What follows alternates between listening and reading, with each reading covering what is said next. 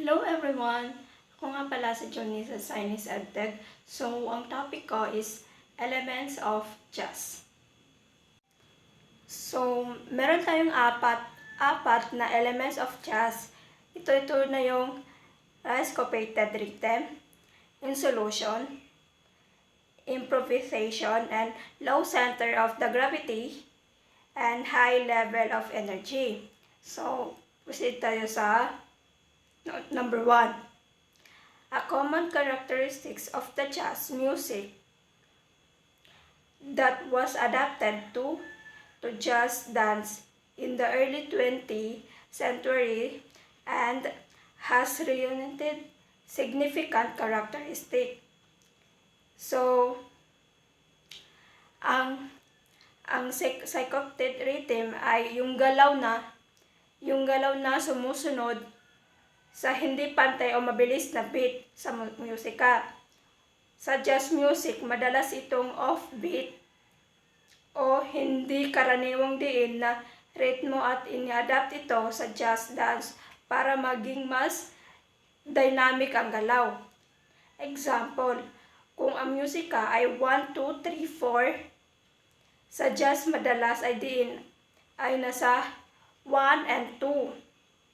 And sa sayaw pwedeng tumalon o mag-stop sa end para sumabay sa musika. Then number 2. Number 2 ay isolation. Quality of movement that were introduced to jazz dance by Catherine Dunham. So, ang number 2 naman ay ang isolation ay paggalaw ng isang parte ng katawan habang ang ibang parte ay hindi gumagalaw. Ipinakilala ito ni Catherine Dunham para sa ma-highlight ang kakaibang galaw sa dance, sa jazz dance. So, example, gumalaw ang balikat, paikot,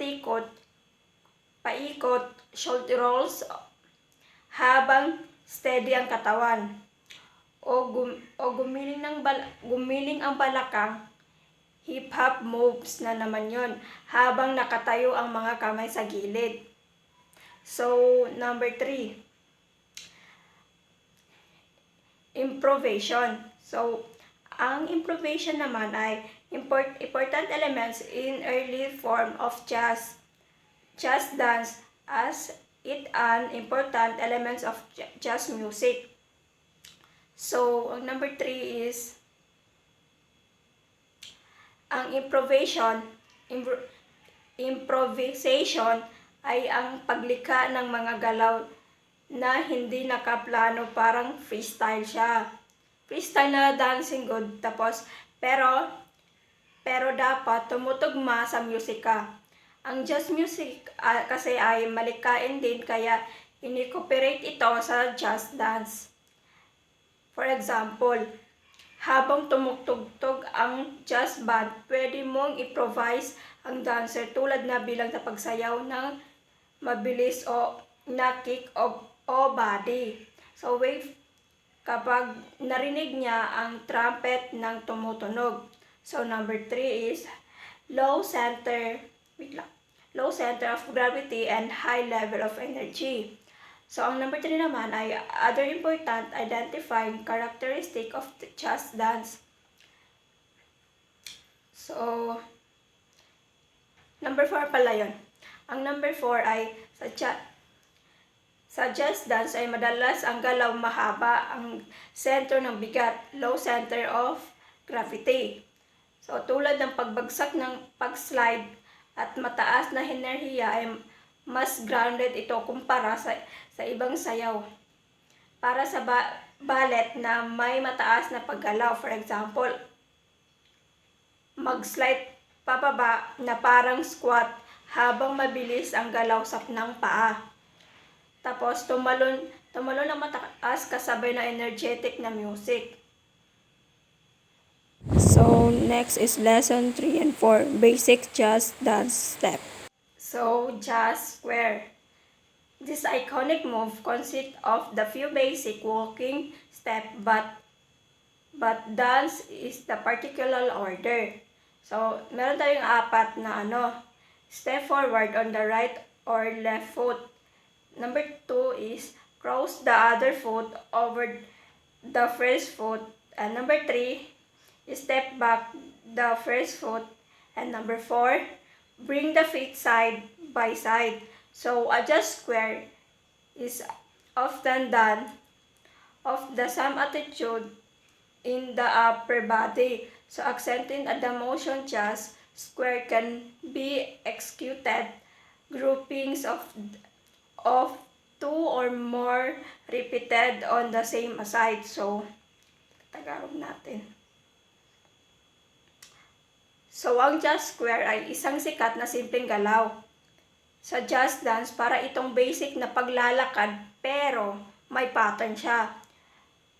May pattern kang sinusunod na ginagawa ito na may kaunting attitude o expression sa itaas ng bahagi ng katawan, sa arms and chest at head. Pwedeng ulit-ulitin ito sa parehong side o sa kabilang panig. So, nabasa ko yung yung apat na kung paano siya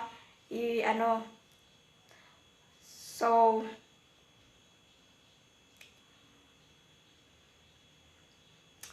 ang next ay isolation. Ang isolation naman is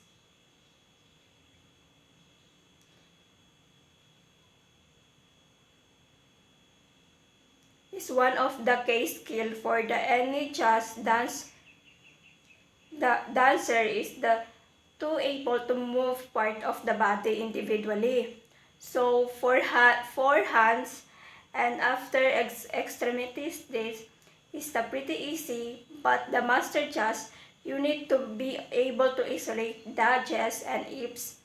So, as well, and he's almost always a part of the just warm up. So meron, wait lang. So, ang isolation ay isa sa mga pangunahing kasanayan sa just dance. So, isolation, kailangan galawin ang isang parte ng katawan. Habang hindi gumagalaw ang ibang parte, madaling gawin ito sa mga kamay o paa. Pero, mahalagang matutunan ang paggalaw ng chest at yung balakang. Dahil palagi kasama ito sa pagwa-warm up ng just dance. And number 2 is chest ata to. Ang chest ay galaw na galing sa bullet. Ibig sabihin ay chest o hinahabol itong galaw sa paraang skipping step na ginagawa para move across the floors. Simple ngunit elegante. Galaw na nagiging mas artistic kapag sinabayan ng galaw ng braso. So, next ay magbigay ako ng example. Hakbang papunta sa kanan, gamit ang kanang paa, dalhin ang kaliwang paa papunta sa kanan para magdikit ang paa. Yun na yun.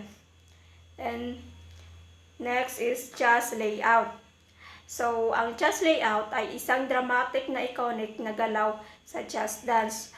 So, madalas itong makikita sa mga poster na larawan ng just dancer. Dahil sa kakaibang energy at excitement na ipinapakita nito. So, ito ay isang galaw na magpapakita ng flexibility, balance, at power.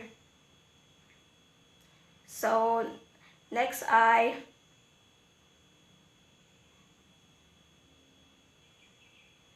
just walk.